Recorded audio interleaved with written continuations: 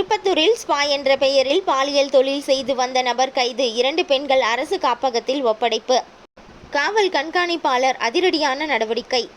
திருப்பத்தூர் மாவட்டம் திருப்பத்தூர் சுற்றுவட்டார பகுதிகளில் ஸ்பா என்ற பெயரில் பாலியல் தொழில் செய்து வருவதாக மாவட்ட காவல் கண்காணிப்பாளர் ஸ்ரேயா குப்தாவிற்கு கிடைத்த ரகசிய தகவலின் அடிப்படையில் மாவட்ட காவல் கண்காணிப்பாளர் உத்தரவின் பேரில் திருப்பத்தூர் நகர காவல் ஆய்வாளர் ஜெயலட்சுமி தலைமையிலான காவலர்கள் கடந்த 2 தினங்களாக திருப்பத்தூர் சுற்றுவட்டார பகுதி முழுவதும் உள்ள ஸ்பாக்களை கண்காணித்து வந்தனர்.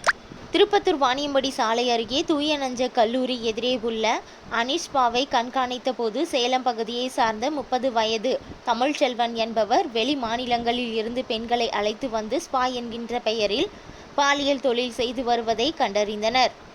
இதனைத் தொடர்ந்து 40 வயது உள்ள ஒரு பெண்ணையும் 24 வயது உள்ள ஒரு பெண்ணையும் மீட்டு அரசு காப்பகத்திற்கு அனுப்பி வைத்த காவல்துறையினர் பாலியல் தொழில் செய்த தமிழ்ச்செல்வனை கைது செய்து நீதிமன்றத்தில் ஆஜர்படுத்தி சிறையில் அடைத்தனர். மேலும் இதுபோன்ற சட்டவிரோதமாக ஸ்பா என்கின்ற பெயரில் பாலியல் தொழில் செய்பவர்களை தொடர்ந்து கண்காணிக்கப்படுவதாக உண்மைத்தன்மை கண்டறியப்பட்டால் அவர்கள் மீது கடுமையான நடவடிக்கை மேற்கொள்ளப்படும் என மாவட்ட காவல் கண்காணிப்பாளர் ஸ்ரேயா குப்தா எச்சரிக்கை தகவலை விடுத்துள்ளார்.